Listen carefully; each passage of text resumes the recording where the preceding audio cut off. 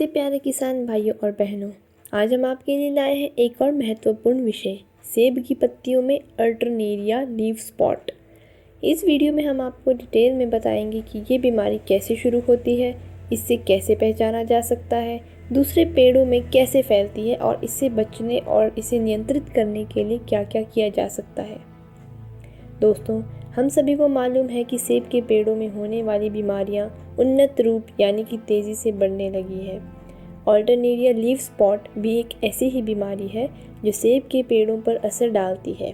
इसलिए इस बीमारी को समझना और उसके प्रभाव से बचने के तरीके जानना हमारे लिए बहुत ज़रूरी है।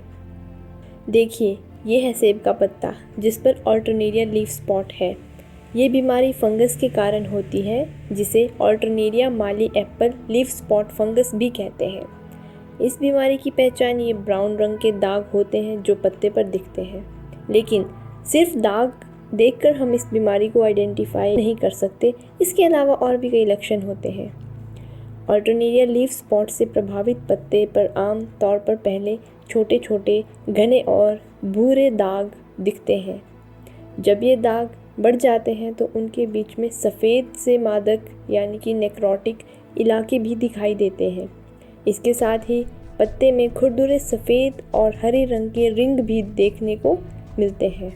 इन्हें आइडेंटिफाई करने का आसान तरीका ये ही है कि जब भी पत्ती में ब्राउन कलर के छोटे छोटे दाग दूर दूर दिखे तो हमें समझ जाना चाहिए कि अल्टरनेरिया लीफ स्पॉट आ गया है।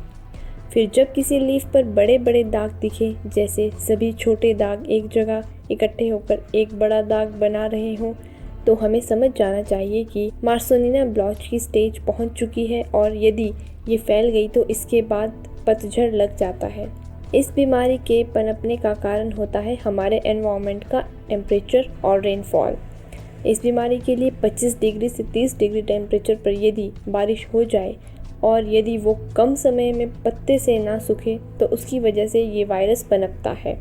इस वायरस के पनपने का दूसरा कारण ये भी है कि हम पतझड़ के समय अपने ऑर्चर्ड की मैनेजमेंट अच्छे से नहीं करते हैं, जिसकी वजह से ये फंगस हमारी ज़मीन में और कहीं कहीं प्लांट में बर्ड्स के नीचे भी रह जाते हैं, जो अगले सीज़न में फेवरेबल कंडीशंस में दोबारा से एक्टिव हो जाता है। हालांकि इसे कंट्रोल करने के कुछ खास उपाय हैं जो इंडिया के अलावा बाहर के काफ़ी देशों में ट्रायल करके अपनाए गए हैं, जिससे इस बीमारी को काफ़ी हद तक कम किया जा सकता है। हालांकि जिस बारे में हम इस वीडियो में आगे बात करेंगे, पहले ये समझा लेते हैं कि ये बीमारी एक पेड़ से दूसरे पेड़ में कैसे जाती है। जब अल्टरनेरिया लीफ स्पॉट से प्रभावित पेड़ के पत्ते सूख जाते हैं तो वो पत्ते अपने अंदर ये खतरनाक फंगस रखते हैं।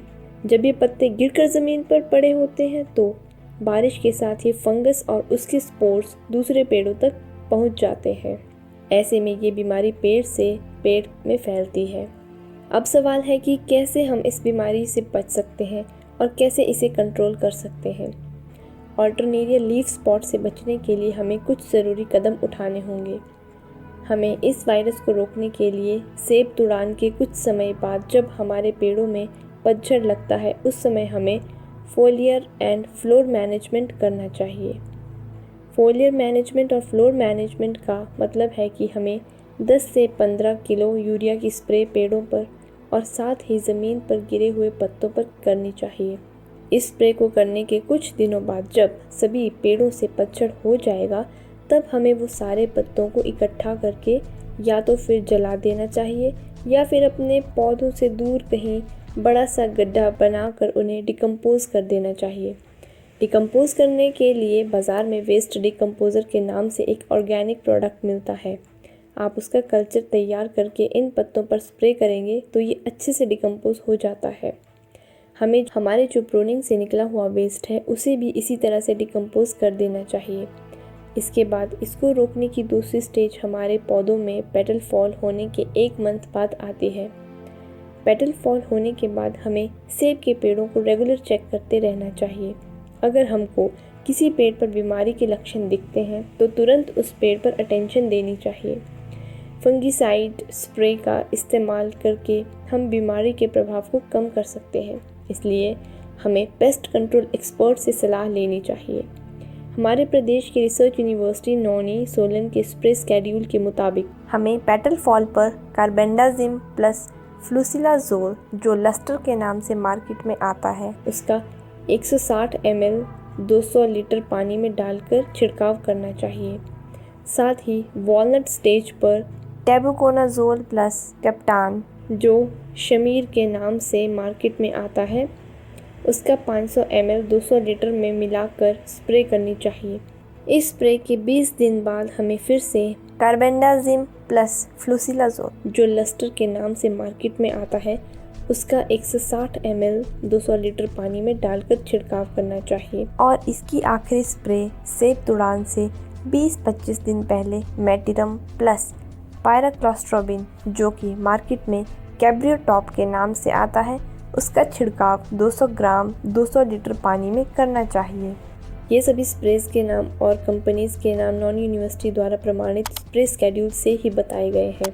यदि हम अपने एक्सपीरियंस शेयर करें तो हम अपने बगीचे में जैसे ही इसका पहला सिम्टम यानी छोटा ब्राउन धब्बा किसी भी लीफ पर दिखे तो हमें उसी समय नेटिव ओ, जिसमें टेबुकोनाजोल नाम का मॉलिक्यूल है, उसकी स्प्रे कर देनी चाहिए, जिससे कि वो फंगस वहीं पर रुक जाएगा और आगे नहीं फैलेगा।